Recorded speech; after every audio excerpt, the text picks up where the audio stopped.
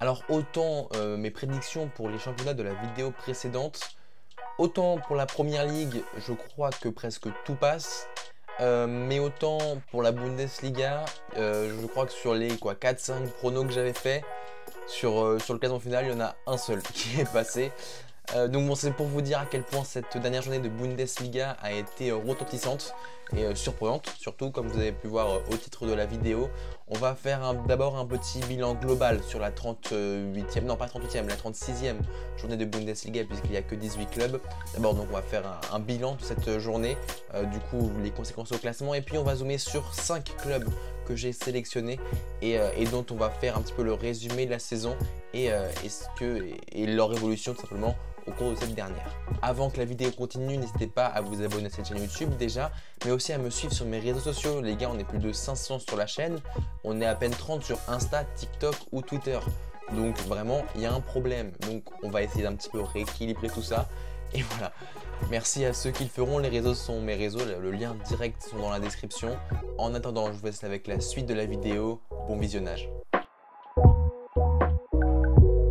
L'espoir avant la rencontre, le désespoir en cours de la rencontre, à la fin en fin de rencontre, l'espoir, puis finalement le désespoir. Je pense que si vous êtes supporter du Borussia Dortmund, vous êtes passé par toutes ces émotions pendant ce match. Alors qu'ils avaient fait le plus dur en prenant la tête au Bayern Munich juste avant la 36e journée, Dortmund a complètement raté le coche. On se retrouve donc pour cette 36e journée à Iduna Park où Dortmund affronte Mayence et se retrouve piégé à 0-2 dès la 24e minute, Sebastian Haller ayant d'ailleurs raté un penalty de l'égalisation. À la mi-temps, le Bayern est virtuellement champion puisque Kingsley Coman a ouvert la marque très tôt dans la partie. Mais alors que Dortmund a réduit l'écart grâce à Rafael Guerreiro, Ljubicic marque un penalty donnant alors le trophée à Dortmund. Ljubicic marque à la 81e minute et à la 85e, Thomas Tuchel lance Jamal Musiala, le crack allemand. 4 minutes plus tard, ce dernier marque le but de la victoire qui offre donc la victoire certes face à Cologne pour le Bayern, mais également le titre de champion. Et oui, puisque dans le même temps, il y a 8 minutes de côté d'Iduna Park de temps additionnel. Cela permet à Zule de marquer à la 97e minute un but de l'espoir, mais insuffisant, Dortmund perd le titre. Leipzig étant déjà 3e sûr et confirmé pour la Ligue des Champions, et bien resté donc 3e. La dernière place en Ligue des Champions se joue entre Fribourg et l'Union Berlin. L'Union Berlin a confirmé sa place en gagnant 1-0 face au Werder Bremen, alors que dans le même temps, Fribourg a perdu 2-1 à l'Eintracht Francfort. Bayern, Borussia, Leipzig et l'Union Berlin seront donc en Ligue des Champions la saison prochaine. Fribourg donc en Europa League et pour la 6e place de l'Europa League Conférence. On va retrouver Bayer Leverkusen qui s'est fait très peur puisqu'ils ont perdu contre Bochum et que Wolfsburg a mené un temps face à l'Hertha Berlin, mais finalement échoue 2-1 et donc donne la place au Bayer Leverkusen. C'est l'Eintracht qui a failli faire le coup du siècle en se qualifiant, mais ils se sont arrêtés à -2 en différence de but. C'est Schalke qui est redescendu en Bundesliga 2, pourtant ce club historique qui venait à peine de remonter. C'est contre Leipzig qu'ils se sont inclinés en perdant 4-2 alors que pourtant ils sont remontés à 2-2. Stuttgart, l'ancien club de Benjamin Pavard, jouera quant à lui les barrages contre Hambourg ce jeudi et lundi prochain. Quelle saison quand même pour les Bavarois. On les attendait une fois de plus ultra dominateurs. Finalement ça n'a pas été le cas avec en plus une incompréhension en milieu fin de saison. En effet Nagelsmann s'est fait licencier littéralement de son club pour se faire remplacer par Thomas Tuchel alors que ce dernier venait de prendre la tête du classement de la Bundesliga à l'Union Berlin et venait donc de se qualifier également face au PSG pour les quarts de finale de Ligue des Champions. Le changement d'entraîneur a donné place également à un changement de système. On est passé d'une défense à 3 à un 4-2-3-1 pour Thomas Tuchel. Au total pour Thomas Tuchel c'est 9 matchs, 5 victoires, 3 défaites et 1 nul. Sur le papier on se dit comme ça que c'est pas mal, mais c'est surtout aussi l'élimination en Coupe d'Allemagne face à Fribourg à la dernière minute, ainsi qu'une leçon prise au retour par Manchester City qui ont fait très mal à Thomas Tuchel. Cela n'est clairement pas acceptable pour un club comme le Bayern. En plus de ça, le moment où Thomas Tuchel prend les rênes, Dortmund est à 2 points derrière. Le premier match est contre Dortmund, il gagne 4-2 et se retrouve donc à 5 points devant. Et à l'avant-dernière journée, ils sont 2 points derrière. Puis en plus de ça, on entendait plus parler des affaires internes que sur le terrain pour le Bayern de Munich. Et puis on parle, mais le championnat se joue à la différence de but, c'est pas comme s'ils avaient gagné via les points directement. Pour moi cette saison c'est un petit peu un avertissement pour le club bavarois qui a quand même profité d'un des plus grands chocs de l'histoire de la Bundesliga, si ce n'est même du football. Donc quand même à surveiller pour l'année prochaine, le Bayern avec les changements qui ont succédé directement d'ailleurs après le titre, avec les évictions d'Hasan Salihamidzic et le directeur sportif, et d'Oliver Kahn, le président. Puis même comme je vous l'ai dit, à l'intérieur du vestiaire c'était compliqué, hein. On se souvient du conflit Mané-Sané où je crois que Mané avait frappé au visage le roi Sané, l'incompréhension du vestiaire aussi suite au licenciement de Nagelsmann. Bref, aussi à surveiller cet été pour le mercato, puisqu'on parlait également de beaucoup de départs majeurs comme celui de Joshua Kimmich qui partirait du coup vers le Barça. Et puis je me suis renseigné, j'ai vu une stat assez parlante. Ça fait 4 saisons consécutives que le nombre de points du Bayern baisse. Le Bayern marque 82 points en 2019-2020, 78 en 2020-2021, 77 en 2021-2022 et cette année donc 71 seulement.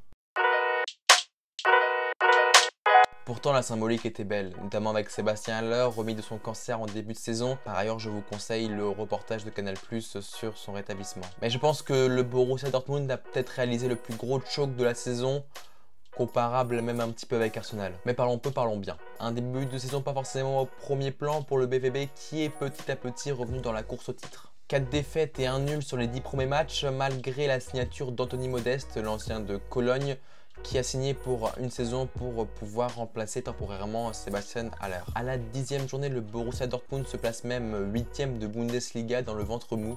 Mais à partir de ce moment-là, ils vont ne faire que grimper, prenant même la tête pour la première fois lors de la 25e journée. Ils récupèrent ensuite une deuxième fois la tête du championnat, mais concèdent un nul à Bochum, qui pourtant se bat pour le maintien, et se refont donc dépasser. Et récupèrent, vous le savez donc, une troisième fois la tête suite à la défaite du Bayern contre Leipzig lors de l'avant-dernière journée, et la suite on la connaît.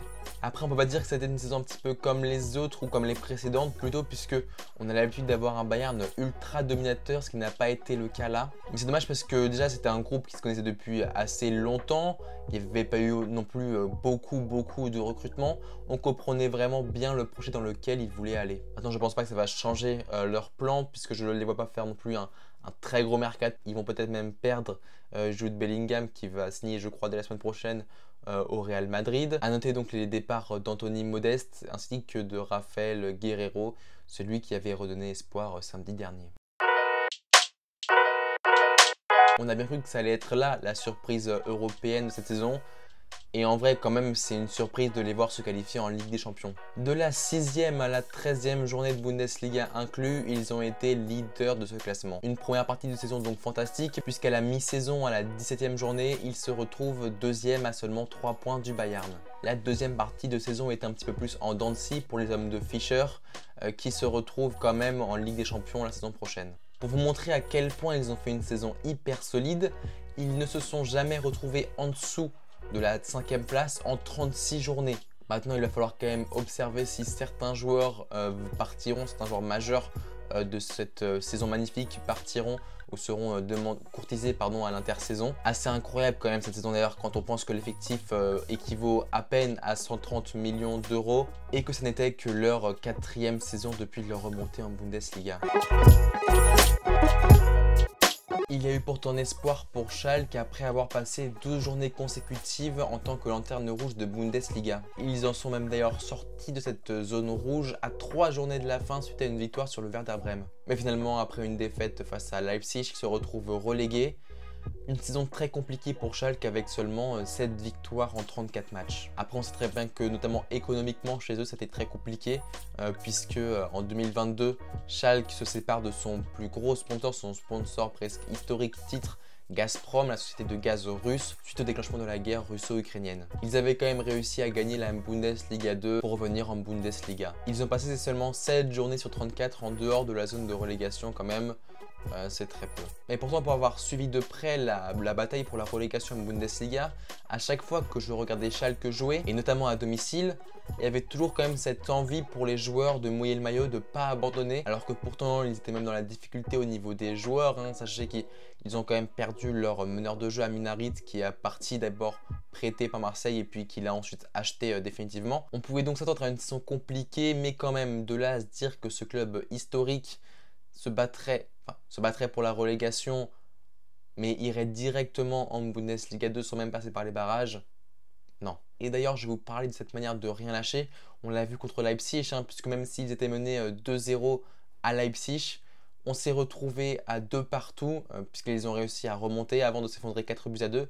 Mais rien que le fait de remonter à 2 buts partout, ça a montré quand même l'envie et la détermination et l'envie de mouiller le maillot pour rester dans cette Bundesliga pour les joueurs de Schalke. Maintenant, la suite pour Schalke, donc ça va être forcément de remporter, ou en tout cas de remonter en Bundesliga la saison prochaine.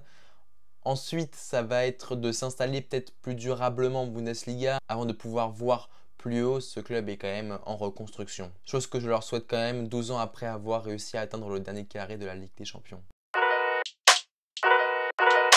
Pour finir ce petit tour des clubs, je voulais vous parler du Bayer Leverkusen et de leur folle remontée pour finir européen. Déjà une belle performance même réalisée en Europa League puisqu'ils se sont retrouvés demi-finalistes, perdant surtout sur le match retour quand on voit les statistiques, peut-être injustement face à la Roma. Pour résumer, ils commencent les 8 premières journées avec Gerardo Zerouane comme coach, mais une seule victoire en 8 journées et il est licencié, remplacé par l'ancien milieu du Real Madrid, Xabi Alonso. Un bilan déjà dans un premier temps très positif puisque donc il récupère l'équipe en zone rouge lors de la 8e journée pour ensuite ne plus y retourner définitivement dès la 12e.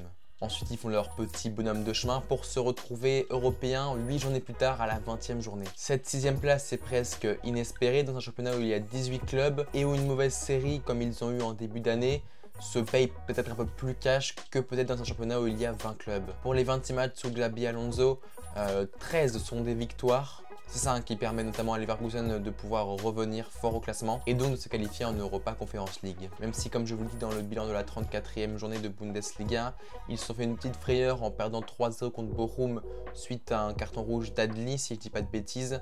Wolfsburg a perdu et l'Eintracht Francfort n'a pas suffisamment gagné pour pouvoir chipper cette place.